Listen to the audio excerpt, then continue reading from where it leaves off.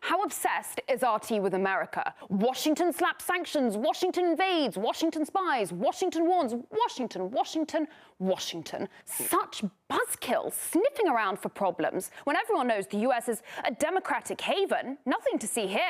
Over the years, our fan base here in the U.S. has grown, not just bigger, but louder, becoming a belting chorus among the rich and powerful. Propaganda bullhorn. RT television. Propaganda machine. Russian propaganda. Russian propaganda. Russian propaganda machine. Russian propaganda on steroids. Perhaps part of the reason they love us so much over here is that we never shy away from America's uglier side.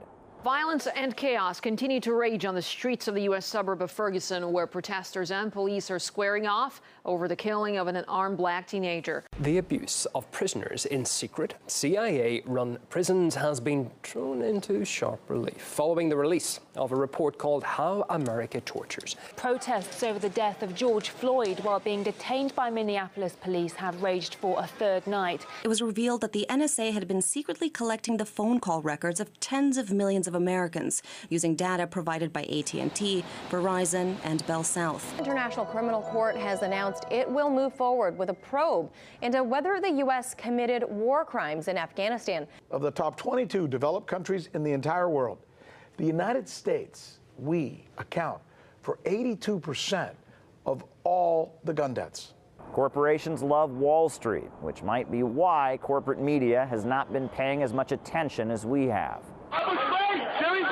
Police brutality running wild in New York. Americans dragged, punched, and pepper sprayed. Woman on the ground screaming, crying after getting assaulted brutally by police.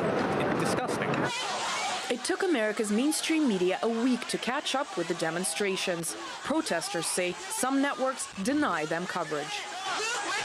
When most were unaware of America's silent majority, we had their backs. Those living in coastal and urban areas were blown away when people in Ohio, Wisconsin, Michigan, and Pennsylvania turned out in droves to vote for Trump. The surprise election results are seen as proof that the USA is a divided country. Among Americans who say the economy is poor, 79% voted for Trump.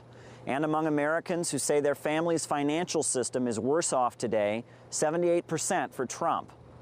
It's pretty clear there's a lot of Americans whose voices aren't exactly taking center stage in mainstream media.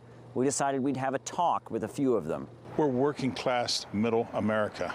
That's going away. Mill mills are gone, and that was our bread and butter around here. In the coal mines in the southern part of West Virginia, they're gone.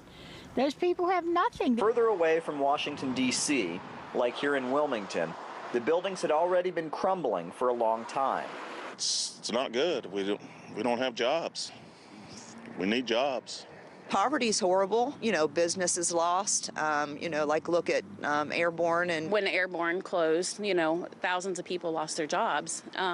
So it affected a lot of businesses. I just think that we haven't had a voice for, you know, a long time. So I'm excited about the president. I feel like we have been forgotten. We're certainly aware of why the U.S. military-industrial complex might want Americans and the rest of the world to stop watching RT.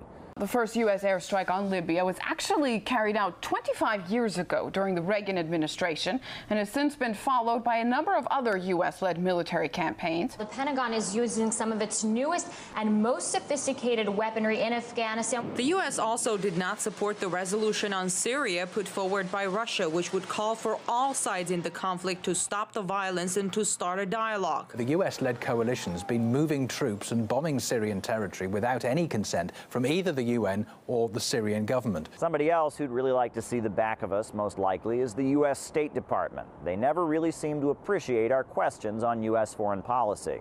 So when you want to evade a question. No, I'm not attacking you. I'm not attacking you.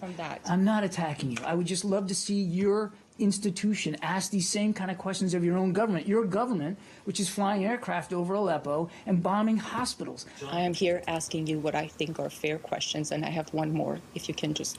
I'll give you one more. Attacks, yes. Put attacks aside and just try to I'm not respond attacking. to questions. I just am curious. You are. And the fallout of that U.S. foreign policy is something we will never stop bringing home.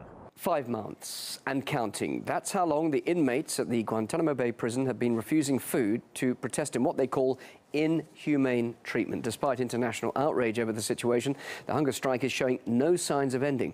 And today, we're taking a close look at why. Strapped to a chair and having nutrients forced down their nose twice a day.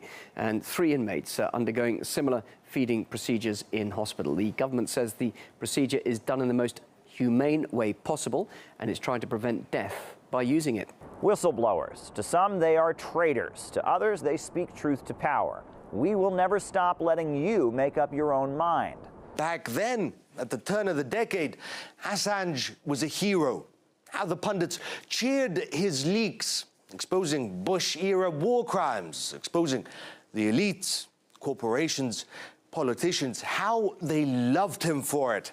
For his outstanding journalism, their words, he was given honor after honor. Come on, we all know the exact moment these people turned against their former hero. Edward Snowden has been publicly justifying his security leaks. In a German magazine, he also launched a broadside at Washington's persecution of him and renewed his calls for better global protection for people's rights and privacy. So sure, we haven't won over everyone here in the United States with our reporting, especially the war makers and the elites. But perhaps that's how it should be.